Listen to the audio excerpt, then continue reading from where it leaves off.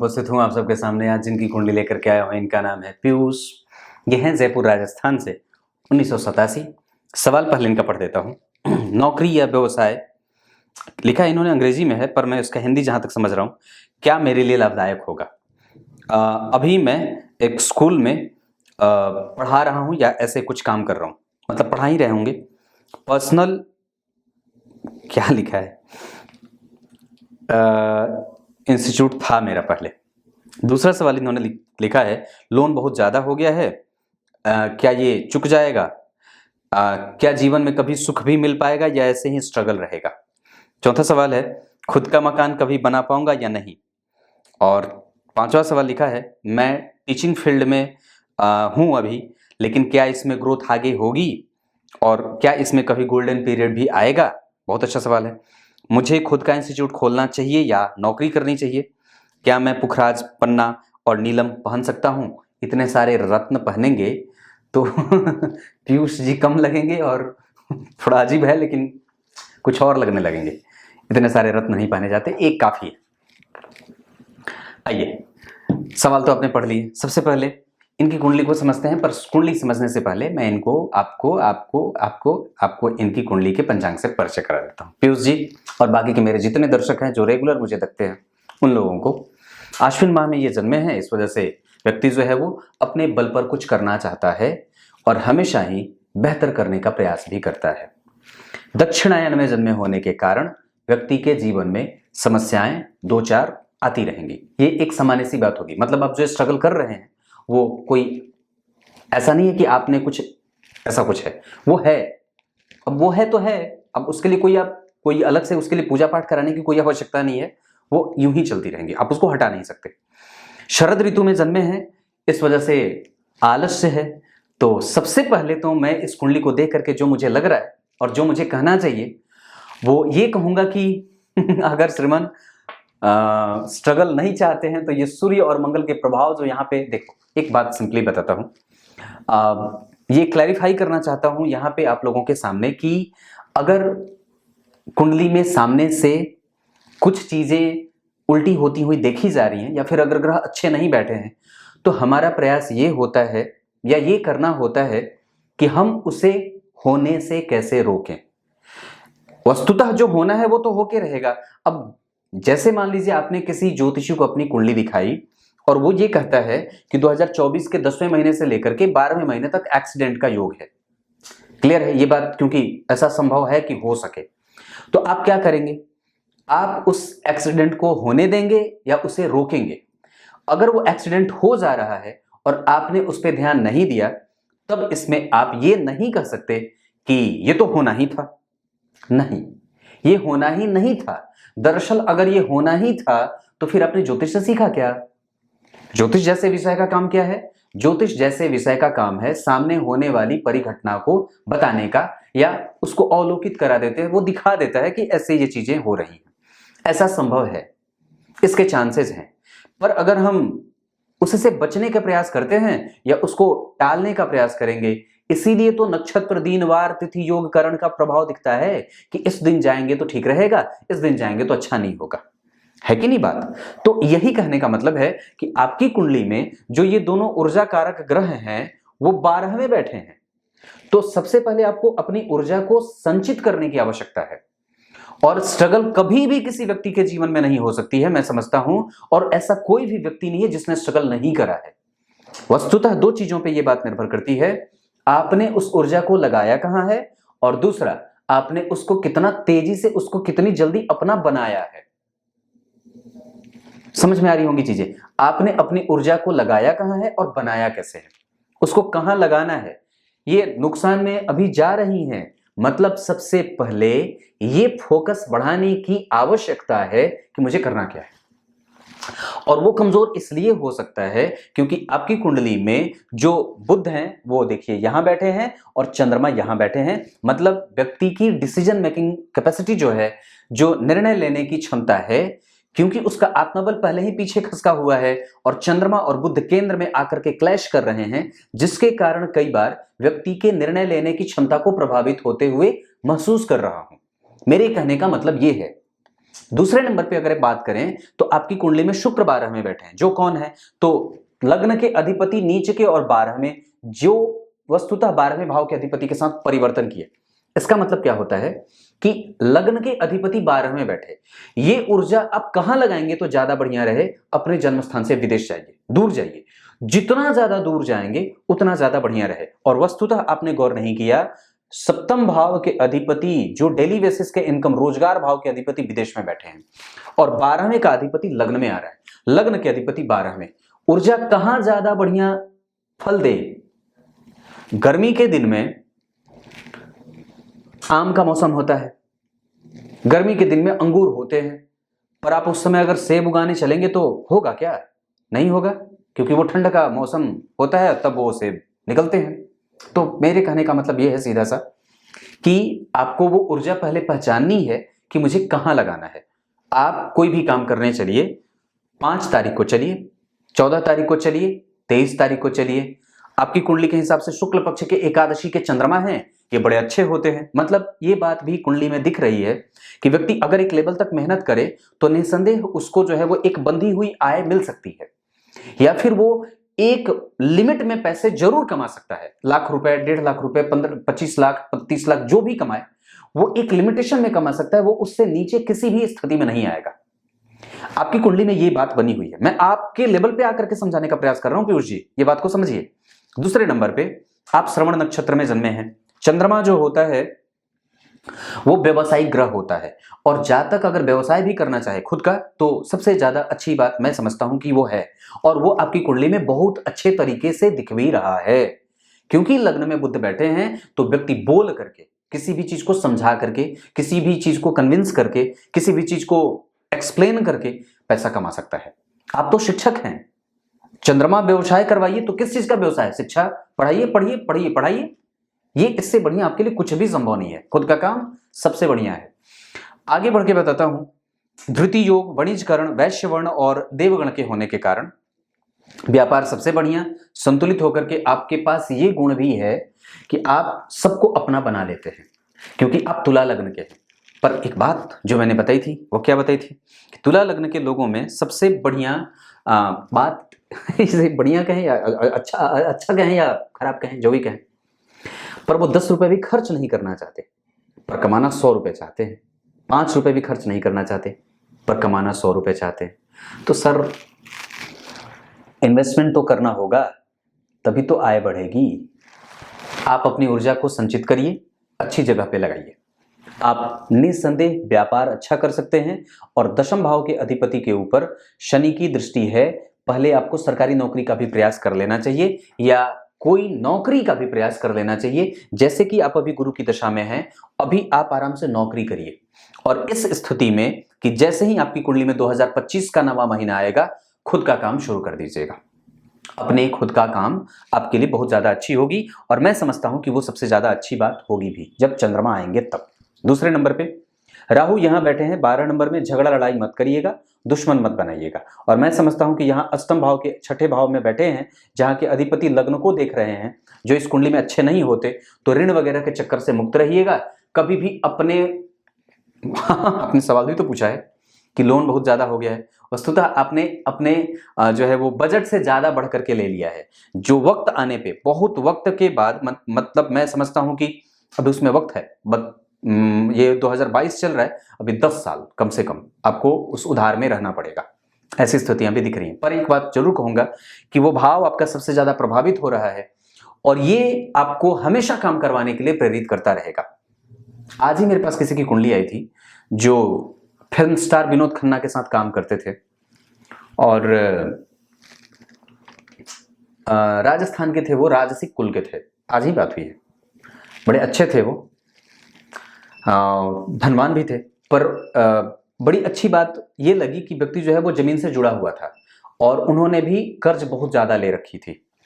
तो जब वस्तुतः 12वां भाव जो होता है वो कर्ज मुक्ति का होता है, उस भाव में 4-4 ग्रहों का बैठना, जहां पे आपकी कुंडली में मंगल अस्त हो रहे हैं, इस आधार पर कि आपकी कुंडली का सप्तमेश अस्त हो रहा है, व्यापार में कई बार आपको नुकसान न हो, इस वजह से सही पार्टनर को भी साथ में ले लीजिएगा।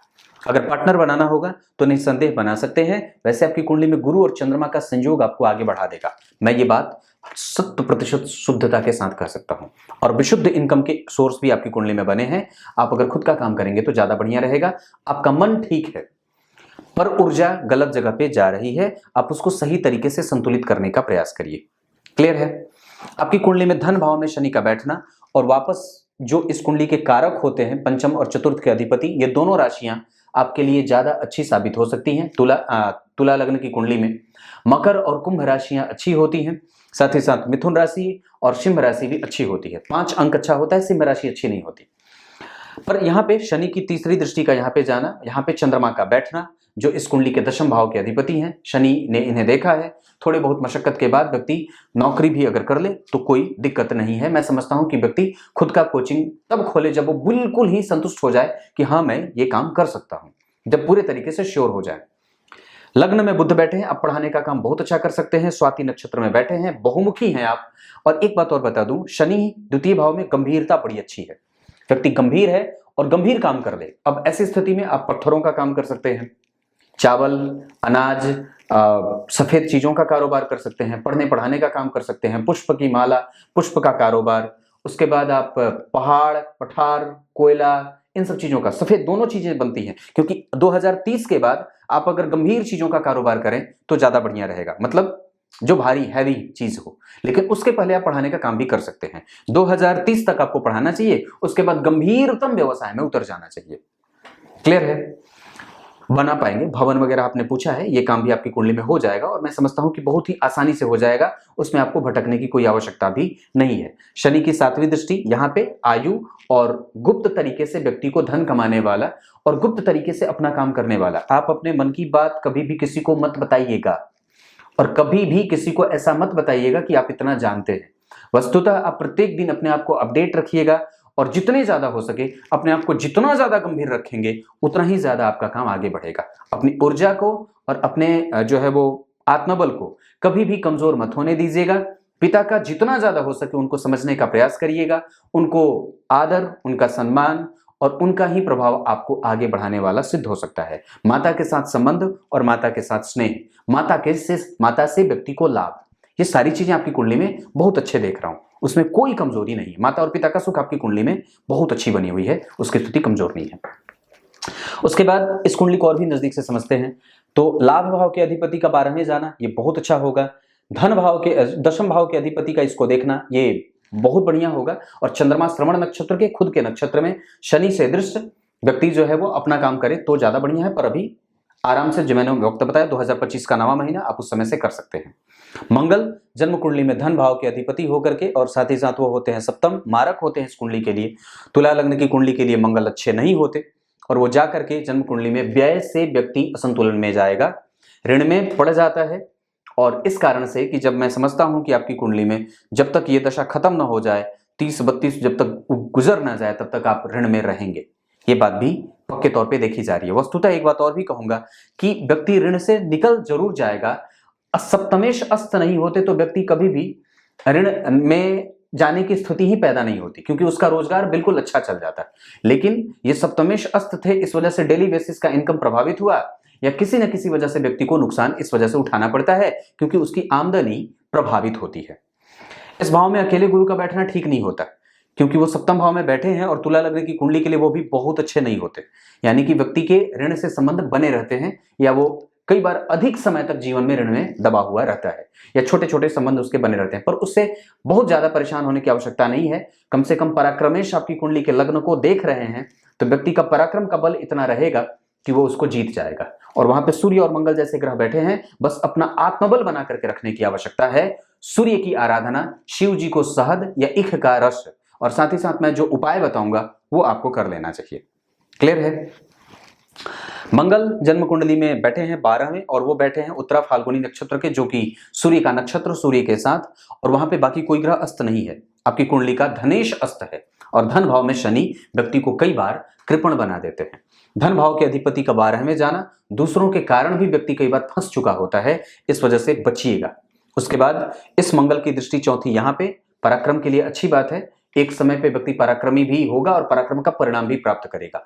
उनकी 7वीं दृष्टि यहाँ के लिए बहुत अच्छी होगी, जो व्यक्ति को कई बार ये कह रही है कि देने से बचो, लेना है तो ले लो, कोई दिक्कत नहीं है, ले लिए हैं बहुत ज्यादा आपको, ये भी बात मुझे दिख रही है। 8वीं दृष्टि यहाँ पे पड़ रही है, जो व्यक्ति के अंदर शिक्षकीय गुणों का प्रादुर्भाव और शिक्षकीय कर्म करने वाला बना रहे हैं, और वस्तुतः व्यक्ति कभी भी असंतुलन में नहीं है, वो ठीक है, चाहे जैसी भी स्थिति में है, उसके पास इतनी बात है कि वो कुछ अच्छा कर ही लेगा, क्योंकि गुरु लग्न को देख रहे हैं तो खराब नहीं होने देंगे, वो एक अच्छी बात है। मैं उसे कितना भी खराब हो, मैंने क्या बात बताई थी, कभी भी शुभ ग्रह खराब नहीं होते, चाहे कितने भी खराब ग्रह के अधिपति बने हो या खराब भाव के अधिपति बने हो, वो आपको साहस देते रहेंगे, गिरने नहीं देंगे, आपको उठा करके रखेंगे। अभी गुरु की दशा है, बिल्कुल बेधड़क आगे बढ़ते जाइए और डरना नहीं है। क्लियर है। मंगल की बाद अगर बुध की बात करता हूं तो बुध आपकी कुंडली में तुला के स्वाति नक्षत्र, ये आपको कई बार कंफ्यूजन में डालने वाला भी बना सकते हैं, और कई बार व्यक्ति को इनके कारण भी ऋण में जाना पड़ा है। वस्तुतः एक बार और बता दूं तो आपकी कुंडली में जो धन भाव के अधिपति अगर 12 में नहीं गए होते, या सप्तम भाव के अधिपति अगर 12 में नहीं गए होते, तो आपको ये दिन भी नहीं देखना पड़ता। धन भाव में शनि जो होते हैं वो कई बार व्यक्ति को कृपणता का भाव दे देते हैं, दरिद्र दोष लगा हुआ है धन भाव के अधिपति का 12 में जाना। और गुरु का प्रभाव यहाँ के लिए ठीक होगा, यहाँ के लिए सामान्य होता है, और ये व्यवसाय करवा सकते हैं। और वस्तुतः आपकी कुंडली में 22 के मार्च से भी एक अच्छा वक्त आ रहा है, जहां आप व्यापार वगैरह कुछ कर सकते हैं छोटा मोटा। उसके बाद यहाँ के लिए बहुत अच्छी बात है, मतलब मंगल और गुरु का संबंध यहाँ पे है, आप बेधड़क शिक्षक बन जाइए, ये काम आपके लिए सबसे ज्यादा अच्छी बात होगी। बुध के बारे में बात कही मैंने, लग्न में बैठे हैं, आराम से आगे बढ़िए, पढ़ने पढ़ाने का काम, बैंकिंग सेक्टर में काम, ये फिनेंस का क्षेत्र भी आपके लिए अच्छा रहेगा। थोड़े बहुत धन आप शेयर सट्टेबाजी वगैरह से भी कमा सकते हैं, ये भी स्थिति बन रही है, बहुत ज्यादा नहीं पर एक सामान्य है। गुरु आपकी कुंडली में जो बैठे हैं वो अश्विनी नक्षत्र के, वो आपको पेट का रोगी ना बनने दें, इस वजह से बाहर का भोजन और जितना ज्यादा हो सके अपने पेट का ख्याल रखिए। उनकी दृष्टि हर जगह अच्छी है। शुक्र 12 में बैठे हैं, जो नीच के हैं, आप अपने अंडर में लोगों को रख करके भी काम करवा सकते हैं, ये बात भी आपकी कुंडली में देख रहा हूं, क्योंकि सूर्य वहीं बैठे हैं और बुध के साथ परिवर्तन उनका हो रहा है, बुध के साथ उनका परिवर्तन हो रहा है। शनि जो है वो जन्म कुंडली में लाभ भाव पे शत्रु की दृष्टि से देख रहे हैं, वो चाहेंगे कि आपका लाभ कमजोर हो, पर गुरु की दृष्टि वहां मित्रवत पड़ रही है तो वो संतुलित हो जाए, ये बात यहां तक खत्म। शुक्र की दृष्टि यहां के लिए, राहु और शुक्र का देखना व्यक्ति को कई बार ऊर्जा का क्षरण करने वाला और अपने आप को संतुलित होकर के एक जगह पे अपना ध्यान न लगा करके काम करने वाला। इस कुंडली की सबसे बड़ी समस्या है कि व्यक्ति एक जगह कंसंट्रेशन में नहीं है, या फिर उसके दिमाग में कई सारी चीजें चल रही हैं, जिसपे कि हमको नियंत्रण रखने की आवश्यकता महसूस हो रही है। शनि की तीसरी दृष्टि चौथे भाव पे, ये बहुत अच्छी बात है। शनि की 7वीं दृष्टि अष्टम भाव पे, ये बहुत अच्छी बात है आय और इनकम के लिए। और साथ ही साथ शनि की 10वीं दृष्टि लाभ भाव पे, थोड़ी सी कमजोरी, जिसके कारण देर से व्यक्ति के जीवन में प्राप्त होने वाली चीजें दिखी जा रही हैं। नवांश कुंडली पे अगर विचार करते हैं तो धनु का नवांश बनता है, जिसके अधिपति गुरु इसे देख रहे हैं, बाद में चल करके चीजें ठीक हो जाएंगी, घबराइएगा मत। ये राहु आपको आपके कर्म क्षेत्र के लिए लाभदायक होगा। ये शुक्र आपकी कुंडली के लिए धर्म से जोड़ करके और शिक्षाप्रद या शिक्षा दे करके, किसी को अपना अनुभव दे करके कुछ आपकी कुंडली में कम्युनिकेशन वाला क्षेत्र बहुत अच्छा है। यहाँ पे मंगल की दृष्टि है, गुरु की दृष्टि है, इंटरनेट से जुड़ करके भी आप काम अच्छा कर सकते हैं, अपना प्रचार करके और किसी भी तरीके से अपने आप को ब्रांड बना करके आप अच्छा काम कर सकते हैं। जितना ज्यादा प्रचार करेंगे उतना ज्यादा आपका काम अच्छा होगा। लोगों से कम्युनिकेट करिए, जितना ज्यादा हो सके लोगों से जुड़िए, ये काम आपके लिए अच्छा हो सकता है। क्लियर है। बुध शनि और मंगल का बैठना, यहाँ पे शनि यहाँ भी बैठे हैं, यहाँ पे शनि यहाँ भी बैठे हैं, वर्गोत्तम ग्रह बली हो जाता है, जो खास करके जब कारक ग्रह हो जाए या राजयोग कारक की स्थिति में जाता हो तो व्यक्ति को पिता से, माता से, पत्नी से, दाम्पत्य से, सुख से, ससुराल से, इन सब क्षेत्रों से लाभ मिलते देखा जा रहा है। और व्यक्ति अपना भवन भी इकट्ठा करेगा, अपनी भूमि पे ही खड़ा करेगा, ये बात भी दिख रही है।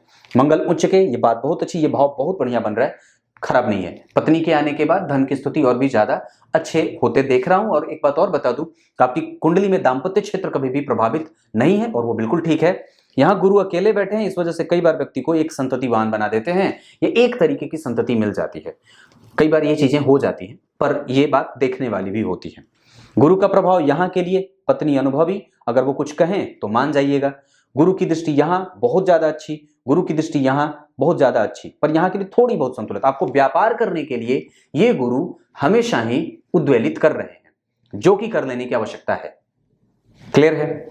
दशमांश कुंडली में केंद्र का खाली होना, इस वजह से आपने ये जो सवाल पूछा था ना मुझसे कि ये जीवन ऐसे ही कट जाएगा या ऐसा नहीं है। तो इतनी सारी चीजें। अब जरा यहाँ पे गौर करिए, आपने ये जो बात पूछी थी मुझसे कि ऐसे ही जीवन निकल जाएगा या ऐसे नहीं, ऐसा नहीं है। और वो इसलिए ज्यादा बन रहा है क्योंकि आपकी कुंडली की दशमांश कुंडली में ये क्षेत्र कमजोर हो रहा है, ये बात भी दिख रही है। इस कारण से ये कुंडली आपको थोड़ी थका रही है। तो मैंने क्या बात कही कि अपने ऊर्जा को संचित करिए, उसको सही जगह पे लगाइए और अपने आप को सही दिशा में लेके जाइए। कंफ्यूज मत होइए, डिक्लेयर करिए कि मुझे करना क्या है और कौन सा विषय चुनना है। बुध और चंद्रमा जब केंद्र में हो जाते हैं तो निसंदेह थोड़ी सी परेशानी बढ़ती है और निर्णय लेने की क्षमता प्रभावित होती है, खास करके तब। और जब गुरु अकेले बैठ जाएं तो ये चीज और बढ़ जाती है। सूर्य और मंगल 12 में बैठ जाएं तो ये बात और भी ज्यादा हो जाती है। और बुध और चंद्रमा जब केंद्र में हो जाएं तो ये बात और भी बढ़ जाती है। आप हद से ज्यादा कई बार गंभीर हो जाते हैं, इस चीज को और भी ज्यादा समझने की आवश्यकता है। क्लियर है? ये इतनी सी कुंडली। सूर्य और चंद्रमा इस कुंडली में 2 नेत्र होते हैं प्रत्येक व्यक्ति की कुंडली में, पर वो कमजोर हो रहे हैं। कैसे?